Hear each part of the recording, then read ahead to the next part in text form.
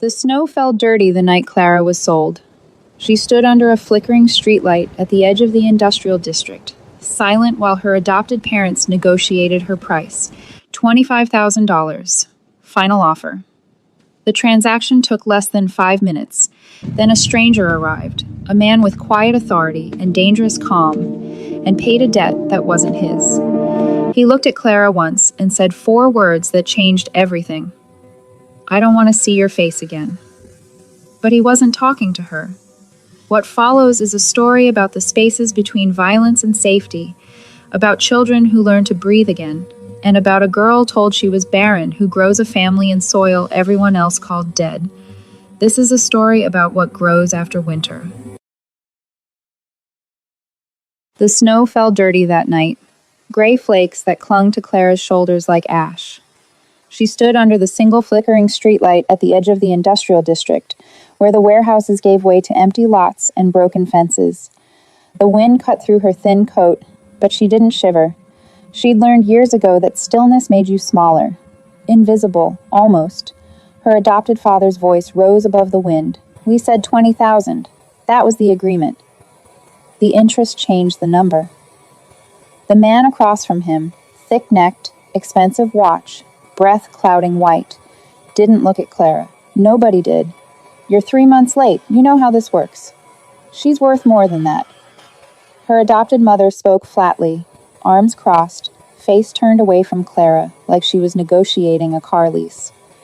"She's healthy. She works. She doesn't cause problems." Clara fixed her eyes on the snow accumulating at her feet. The words washed over her the way they always had. Transactional, clinical, emptied of anything human. She was 16 years old. She knew what was happening. She just didn't know how to stop it. A small crowd had gathered in the cold, men in long coats, a few women watching from car windows, faces lit by dashboard glow. Witnesses. But no one moved. No one spoke. They watched the way people watch accidents, with morbid stillness, relieved it wasn't happening to them. "Final offer," the thick-necked man said. 25. Take it or I call it in." Her father's jaw worked. Her mother's fingers drummed against her coat sleeve. Clara waited for the outcome she already knew. Then the headlights came. A black sedan rolled to a stop at the edge of the lot, engine purring low. The driver's door opened and a man stepped out. Tall, dark-haired, Korean, mid-30s. He moved through the snow with the kind of calm that didn't ask for space. It was simply given. The crowd shifted. The thick-necked man straightened. The man, Roman, though Clara wouldn't learn his name until later, stopped a few feet away. His eyes swept the scene once, Clara shivering and silent, her parents tense and calculating, the crowd frozen in complicity. "How much?" His voice was quiet, barely louder than the wind. "This doesn't concern you," her father started. Roman's gaze didn't move. "How much?" The thick-necked man named the figure. Roman reached into his coat, withdrew an envelope, and handed it over without counting. The man rifled through it, nodded once, and stepped back. Roman turned to Clara's parents. His expression hadn't changed. No anger, no disgust. Just cold, bottomless certainty. "The debt is paid," he said. "I don't want to see your face again." Her father opened his mouth, closed it. Her mother looked away. They left. Engine starting, taillights fading into the snow, gone. Clara stood alone under the streetlight, wind biting through her coat, surrounded by strangers who were already dispersing. Free, technically, but homeless, unnamed, unclaimed. Roman watched her for a long moment. Then he gestured toward the sedan. "Get in," he said. Not a command, not a request, something else entirely. Clara looked at the empty street where her parents had disappeared, then at the man who had just paid $25,000 for a girl he didn't know. The snow fell heavier now, erasing footprints, covering evidence. She got in the car. The house wasn't what Clara expected. Not a mansion, not warm, not welcoming, just a 2-story structure at the end of a quiet street, Paint fading. Porch light burned out. Roman unlocked the front door and stepped aside, letting her enter first. Clara's muscles coiled. This was the moment, the reveal, the trap, the reason. She'd been bought. Now came the payment. But Roman only removed his coat, hung it on a hook by the door, and moved toward the kitchen without looking back. The interior was Spartan, worn furniture, mismatched dishes visible through a doorway. No decorations, no photographs. The kind of house that existed purely for function, nothing more. "There's a room upstairs," Roman said, filling a glass with water at the sink. "Second door on the left. Bathrooms across the hall." Clara waited for the rest. The rules. The expectations. The consequences. None came. A creak on the staircase made her turn. 4 children stood on the landing, staring down at her. The youngest, a boy, maybe 6, had wide eyes and a gap-toothed smile barely contained. He gripped the banister like he wanted to vault over it, hopeful, curious. "Sam, back to bed." Roman's voice was quiet but firm. Next to Sam stood a girl, perhaps 8, with dark hair pulled into a messy braid. She watched Clara the way prey watches predators, alert, calculating escape routes, anxious, watchful. "You too, Nora." Behind them, a boy around 10 leaned against the wall, face turned toward the shadows. He didn't look at Clara, didn't look at anything, withdrawn, silent.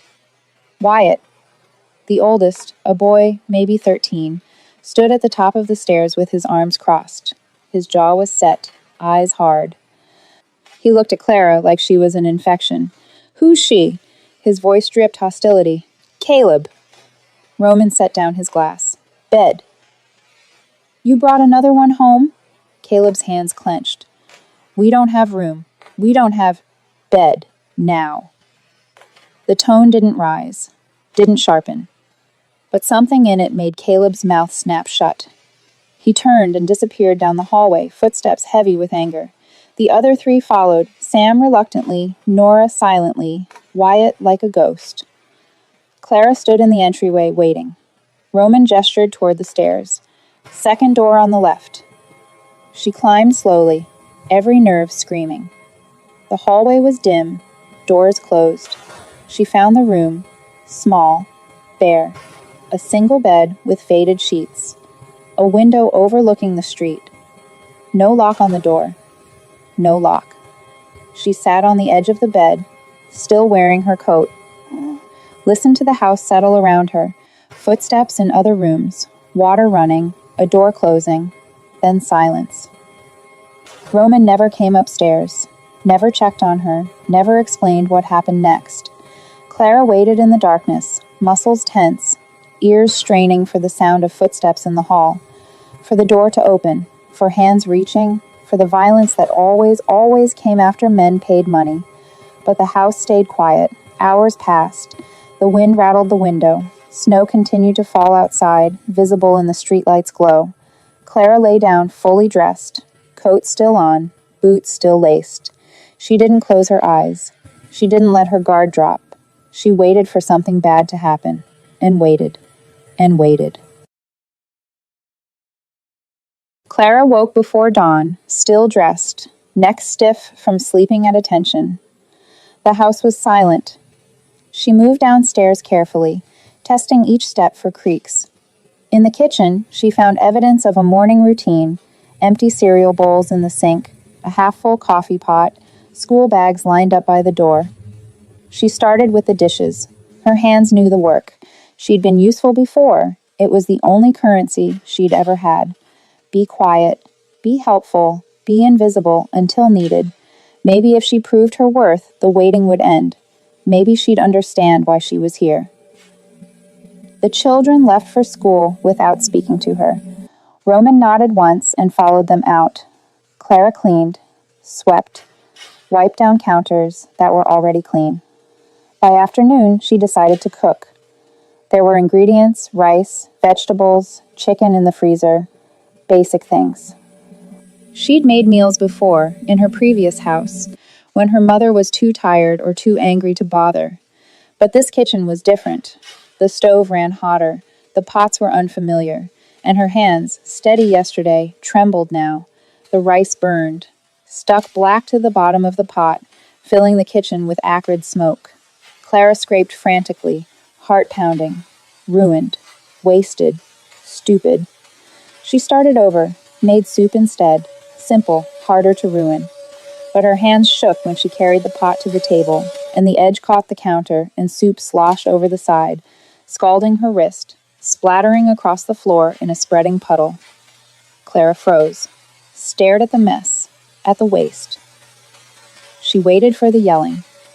The door opened, Roman's footsteps in the hallway. Clara's breath stopped. She didn't move, didn't speak.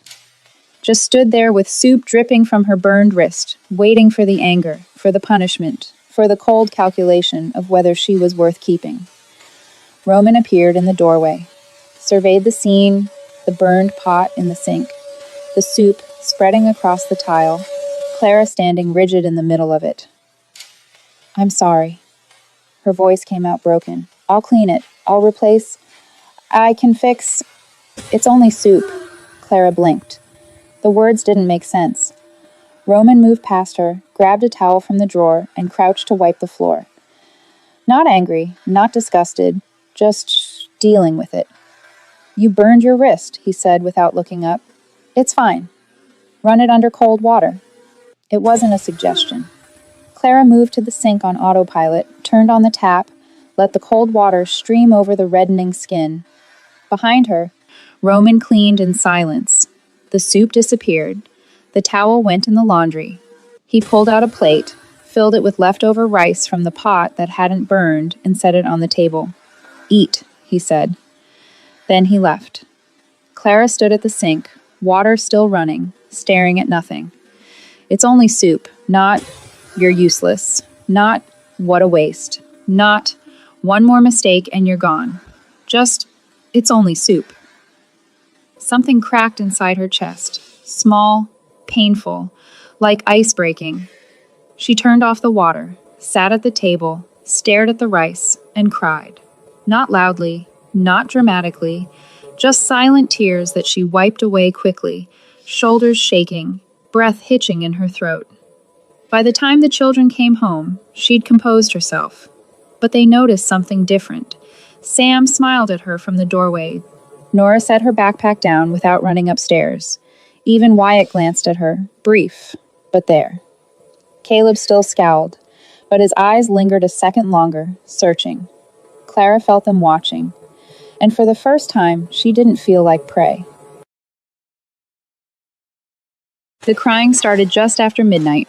Clara woke instantly, years of light sleeping embedded in her survival instincts. She heard footsteps in the hallway, heavy, uneven. Roman's voice, low and tight, with something she hadn't heard from him before. Fear. She opened her door. Roman stood outside Nora's room, one hand braced against the doorframe. Inside, the little girl thrashed weakly against sweat-soaked sheets, whimpering. "How high?" Clara asked. Roman looked at her, and for the first time since she'd met him, he seemed lost. 104. It won't come down." Clara moved past him into the room. Nora's face was flushed, eyes glassy and unfocused. Her breath came fast and shallow. "Cold compresses," Clara said. "Not ice, too much shock, and we need to control her breathing before it spirals." Roman didn't move, just stared at his daughter like she was slipping away and he didn't know how to hold on. "Bathroom," Clara said, sharper now. "Clean washcloths. Cool water, not cold. Go." He went. Clara sat on the edge of the bed, placed one hand gently on Nora's forehead. The heat radiated through her palm. The girl's eyes rolled toward her, unfocused. "Hey," Clara said softly. "I'm here. You're okay." Nora whimpered, tried to speak, couldn't form words. Roman returned with the cloths. Clara wrung one out, folded it, and laid it across Nora's forehead, another on her neck. She worked methodically, wrists, inner elbows, behind the knees, places where blood ran close to the surface. "Breathe with me," Clara told Nora. "In, 2, 3, 4.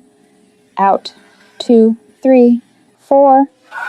Nora's breathing was ragged, panicked. Clara kept her voice steady, kept the rhythm, kept her hand on the girl's small shoulder. In, 2, 3, 4. Out, 2, 3, 4. Slowly, so slowly. Nora's breathing began to sink. The thrashing eased. Clara changed the compresses, checked the girl's pulse, monitored the too-fast flutter beneath her fingertips, and without thinking, without planning, she began to sing. It was something from before, from a life she barely remembered, a melody her first mother had sung, in a language she'd mostly forgotten. The words were gone, but the tune remained, buried deep. She sang quietly, just above a whisper, letting the rhythm replace the fear. Nora's eyes drifted closed. Her breathing deepened. Clara kept singing. In the doorway, Sam appeared, rubbing his eyes. Then Wyatt, silent as always. And finally Caleb, arms crossed, face carefully blank. Roman stood frozen against the wall, watching Clara's hands gentle on his daughter's face, listening to a melody that reached back through years of loss. "She sings like Mom," Sam whispered. The words hung in the air. Roman's jaw tightened. His eyes closed briefly, and when they opened again, something in them had shifted. Some wall, carefully maintained, had developed a crack. Caleb's arms slowly uncrossed. He didn't speak, but the hostility had drained from his shoulders. Clara felt their eyes on her, all of them, but differently than before, not assessing her usefulness, not calculating her threat, seeing her. An hour later, Nora's fever broke. Her breathing evened into sleep. Clara stayed beside her, one hand resting lightly on the girl's wrist, feeling the pulse steady and slow. Roman moved to the other side of the bed. He didn't speak, didn't thank her, just sat in the chair by the window and kept watch. At dawn, Clara finally stood to leave. "Stay," Roman said quietly. She looked at him. "You should sleep," he clarified, "in your room, but stay." Clara understood. Not stay in this room. Stay in this house. Stay with us. She nodded once and left, her legs unsteady, her chest tight with something she didn't have a name for. Behind her, the house breathed differently. She was part of it now. Roman came home at 3 in the morning. Clara heard the car door first. Quiet. Deliberate. Then footsteps on the porch. Heavier than usual. The front door opened and closed with careful control, like he was trying not to wake anyone. She was already awake. Sleep still came in fragments, old habits refusing to die. She heard him pause in the entryway, heard the wet sound of fabric being removed, then running water from the kitchen sink. Clara sat up, listened. The water ran for a long time. She pulled on her coat, still her instinct, still ready to run, and went downstairs. Roman stood at the sink with his back to her, shirt discarded on the floor. Blood spiraled down the drain in pink ribbons. His knuckles were split, bruised dark. A gash ran along his forearm, still seeping. The shirt on the floor wasn't pink. It was red, soaked through. Clara stopped in the doorway. Roman stilled, sensing her presence. He didn't turn around. "Go back to bed," he said quietly. She should have. She should have gone upstairs, packed a few things she'd been given, and disappeared before dawn. Because she understood now. Understood what the quiet authority meant. What the envelope full of cash meant. Why strangers had stepped back when he arrived. This house was built on violence. Roman was dangerous. But Clara didn't move. She crossed to the cabinet, pulled out the first aid kit she'd found while cleaning, and set it on the counter beside him. Then she turned on the overhead light. Roman flinched at the brightness, turned his head slightly, not quite looking at her. The blood wasn't all his. She could tell by the spray pattern on his shoulder, the smears that didn't correspond to any visible wound. "You should leave." His voice was flat, empty. You shouldn't see this." Clara opened the first aid kit, pulled out antiseptic, gauze, medical tape, Sit down, she said. Clara. Sit down. He sat. She cleaned the gash on his forearm first. Long, shallow, probably from glass or metal. He didn't flinch when the antiseptic hit. Didn't make a sound. She wrapped it methodically, the way she'd learned from patching herself up over the years. You don't want to know? Roman asked finally. What happened? What I did. Clara moved to his knuckles, dabbing away blood, checking for anything embedded in the torn skin. No, she said. Why not? She met his eyes for the first time. They were hollow, waiting for judgment, for fear, for her to finally understand what he was and run. Because I only care who you are at home. Roman stared at her. Clara finished wrapping his knuckles, packed the first aid kit away, and rinsed the blood from the sink. She picked up his ruined shirt, carried it to the laundry room, and dropped it in the basin to soak. When she returned, Roman hadn't moved. He sat at the kitchen table, hands resting on the wood, staring at nothing. The children, he said quietly. They don't know. I keep it away from them. I keep them safe from... I know. You can't know. I know, Clara repeated, because they sleep through the night, because Sam smiles, because Nora's fever broke and you fell apart, because you've never touched me, never threatened me, never treated me like property, even though you paid for me. She pulled out the chair across from him and sat down. I know who you are out there, she said. I don't care. I only care who you are here. Roman looked at her like she'd spoken a language he'd forgotten existed, like she'd named something he hadn't known was possible. His hands trembled once, barely visible, before he steadied them. You should still leave, he said, but there was no conviction in it. Clara shook her head. I'm not going anywhere. The words settled between them, heavy with choice, with clarity. Roman closed his eyes, released a breath he'd been holding for years, and Clara understood. She just made herself necessary in a way that couldn't be undone. The man came to the house on a Tuesday afternoon. Clara was folding laundry in the living room when she heard the knock. 3 sharp raps, too aggressive to be friendly. Through the window, she saw a sleek car idling at the curb, engine running. Roman answered the door. Didn't open it fully. Kept his body blocking the entrance. The conversation was brief. Low voices. Then a name. Sam's name. Spoken loud enough for Clara to hear. Then Nora's. Wyatt's. Caleb's. Her own. The door closed. The car pulled away. Roman stood in the entryway for a long moment, hands still on the doorknob, shoulders rigid. Pack your things, he said without turning around. Clara set down the shirt she'd been folding. What? There's a place. Upstate. Clean ID'd, cash, everything you need. His voice was controlled. Too controlled. You leave tonight. What about the children? They're my problem. And me? You were never supposed to be part of this.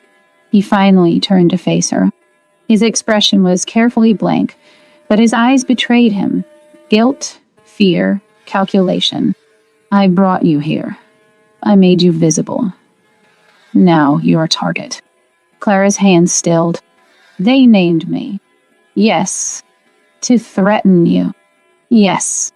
She stood up slowly. Then sending me away doesn't solve anything. It just tells them it worked.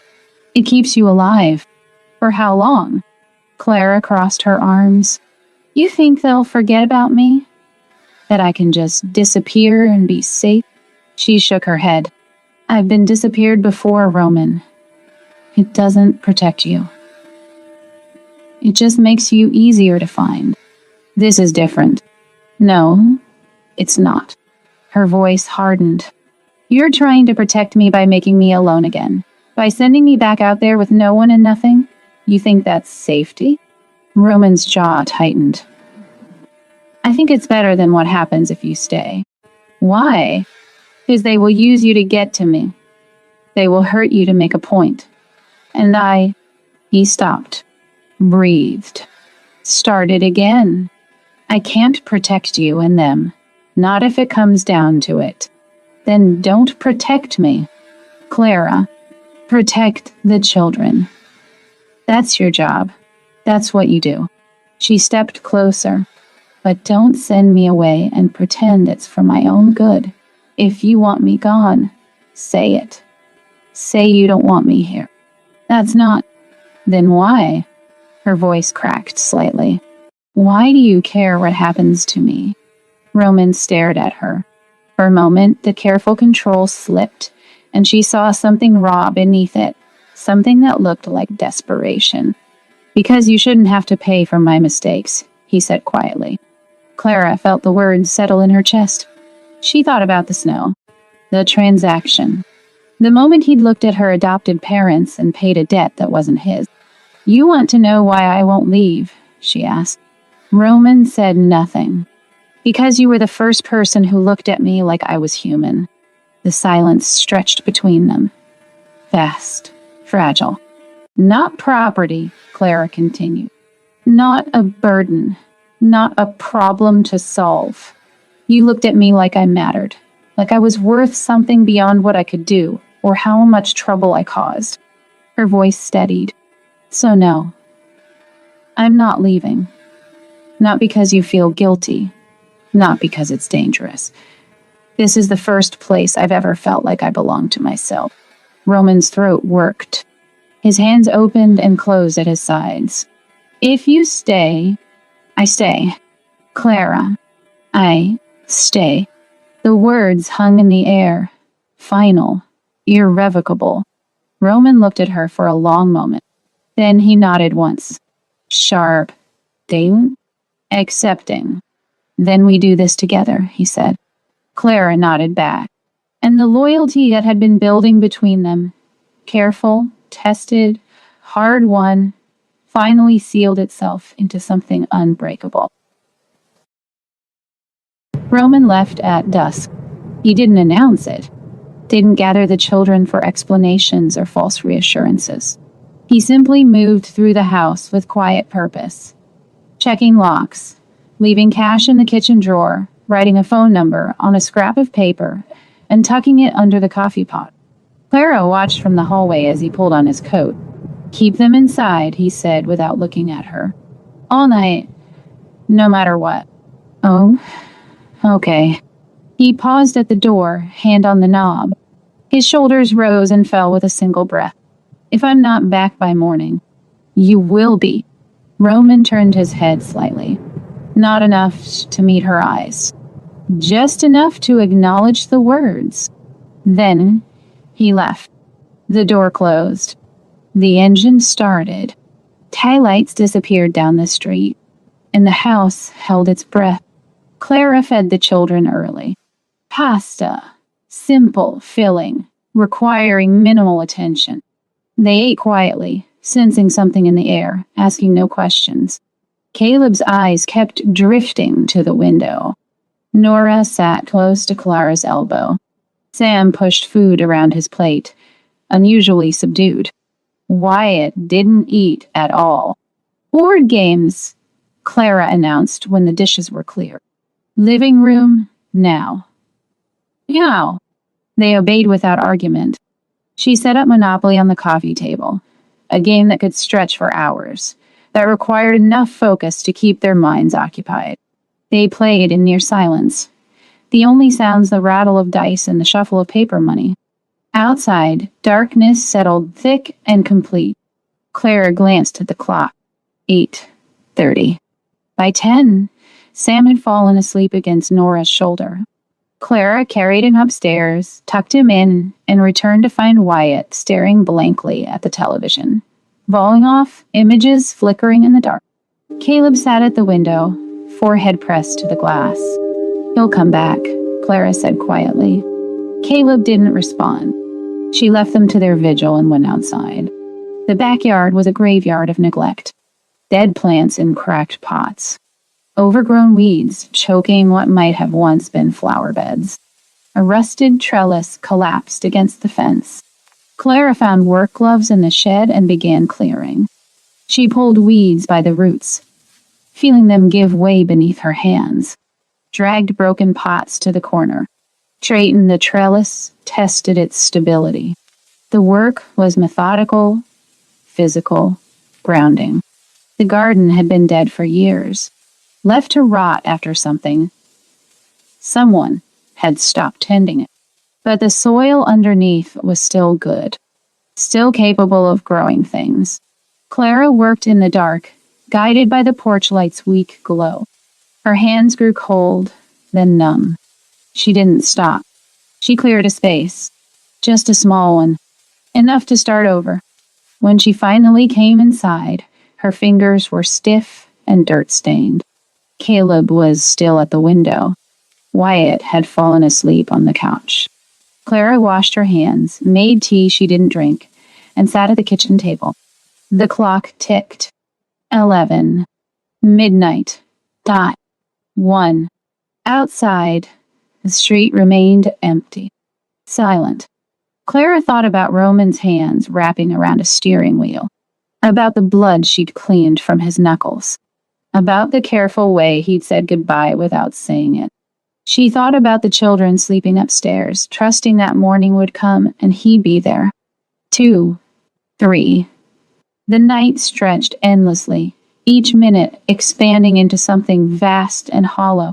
Clara didn't pray, didn't pace, didn't let herself imagine the alternatives. She simply waited. At 4:15, Caleb's head drooped against the window.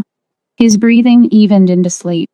Clara covered him with a blanket, left the porch light on, and returned to the kitchen. The scrap of paper with the phone number sat under the coffee pot. She didn't touch it. 5. 6. Dawn began to creep across the horizon, pale, hesitant, offering no promises. Clara stood at the kitchen window, watching the street, and waited. The car returned at 7:18. Clara heard the engine first. Familiar, struggling. It coughed once before cutting out in front of the house. The driver's door opened, closed. Footsteps on the walkway, slow, uneven. She was at the front door before he reached it. Roman stood on the porch, leaning heavily against the railing. His face was pale beneath a bruising, split lip already swelling. Blood had dried in a dark line from his temple to his jaw.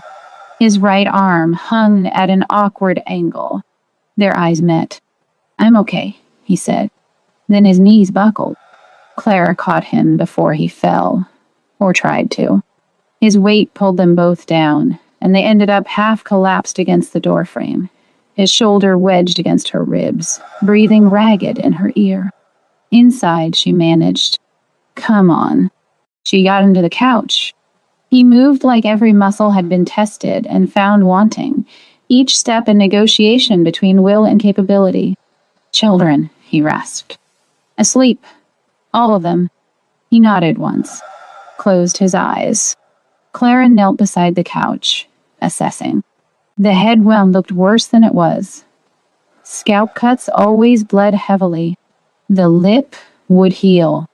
The arm concerned her most. He couldn't lift it without his breath hitching. "Ribs?" she asked. "Bruised, not broken." "You sure?" "I'm sure." Young. She didn't argue. Went to get the first aid kit, a basin of warm water, clean towels. When she returned, Roman hadn't moved, just sat there, head tipped back, staring at the ceiling. Clara set everything on the coffee table and began to work. She cleaned the head wound first, her movements gentle but efficient. Roman didn't flinch. Just let her tend him the way he'd let her stay. Without protest, without pretense. The silence between them was different now. Not empty. Full of things that didn't need saying. Clara moved to his lip, dabbing carefully. The split wasn't deep, but it would scar.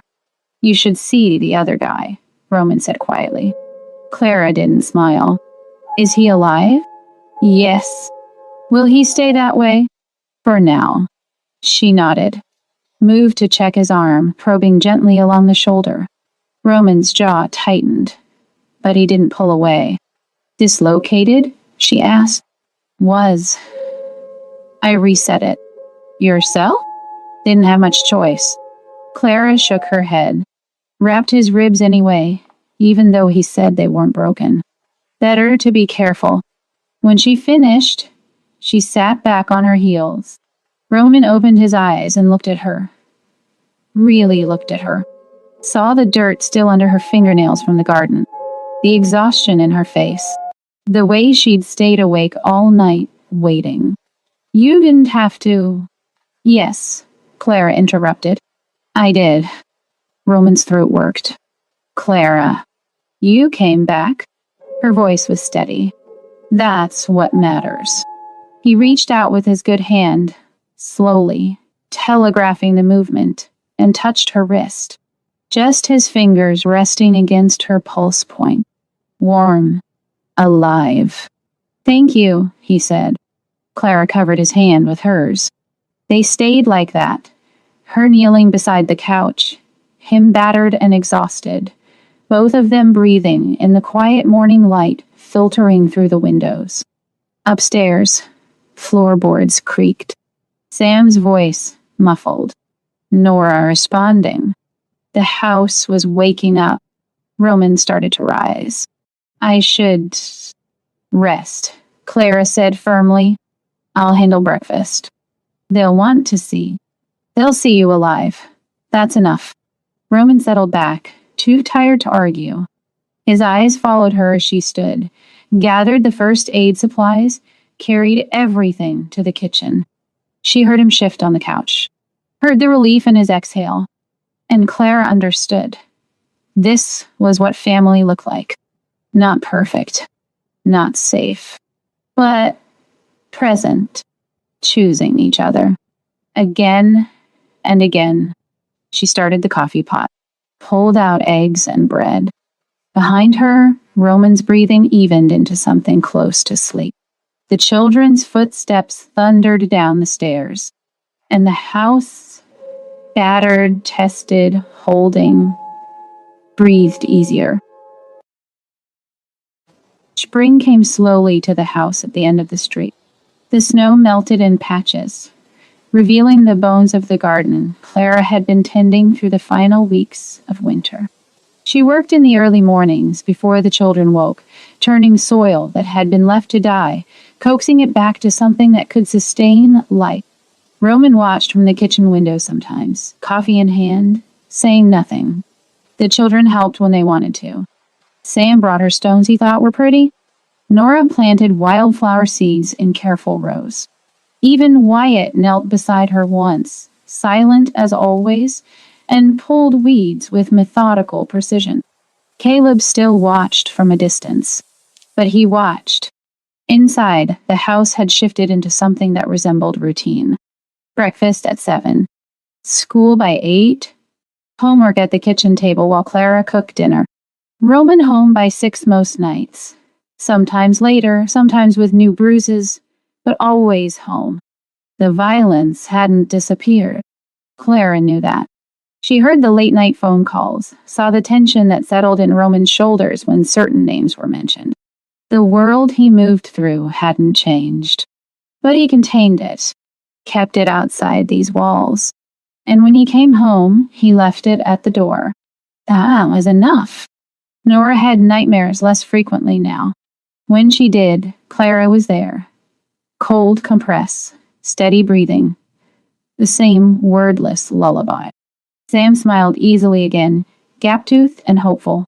Wyatt still didn't speak much, but he sat closer during meals. Let his shoulder brush Clara's sometimes when they passed in the hallway. Caleb's hostility had eroded into something quieter. Wary acceptance, maybe, or a beginning of trust. He'd stopped asking when she was leaving. They were healing, not fixed. not rewritten into some fantasy of undamaged children, but healing in the way broken things do, imperfectly, with scars, carrying what they'd survived, but no longer defined by it. One morning in early April, Clara knelt in the garden and found the first green shoots breaking through the soil. She sat back on her heels, dirt under her fingernails, and felt something loosen in her chest. It's growing. She turned. Roman stood at the edge of the garden, hands in his pockets. Yeah, Clara said. It is. He crouched beside her, studied the small shoots. I thought this was dead. She stopped trying after he stopped. Started again. It's been years. Clara knew he meant the children's mother. Knew the garden had been hers once. Knew she'd left them, and Roman had let it die rather than tend something that reminded him of loss. Soil's still good, Clara said quietly. Just needed someone to care. Roman looked at her. You're talking about more than the garden. Maybe. He was quiet for a moment. Then, you know what they used to say about you? Your old family? Clara's hands stilled.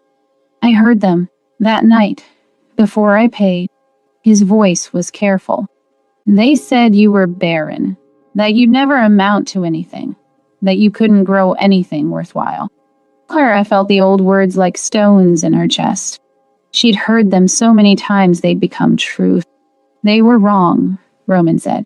Clara looked at the garden, at the green shoots pushing through dead soil, at the house behind them, windows warm with light, at the children inside, healing, growing, choosing to stay. Yeah, she said softly. They were. Roman's hand found hers in the dirt, squeezed once. They knelt there as the sun rose higher, warming the air, coaxing more life from the ground. That night, Clara sat at the kitchen table while the children did homework. Sam argued with Nora about fractions. Wyatt worked silently. Caleb asked Clara to check his essay. Gruff, reluctant, but asking. Roman came home at 6:15, tired but whole. He kissed Nora's head in passing, ruffled Sam's hair, squeezed Wyatt's shoulder. His eyes found Clara's across the room. She smiled, and in that moment, Clara understood. This was what she'd been sold for $25,000 to find. Not ownership. Not rescue. Home. Not the building. Not the address. But this, the presence of people who chose to stay, who tended each other's wounds, who grew together in soil everyone else had called barren. Love as the quiet decision to remain. Safety as the promise to keep coming back. Outside, the garden grew in the dark. Inside, the light stayed on. And Clara, unnamed, unclaimed, told she would never amount to anything, had grown a family anyway.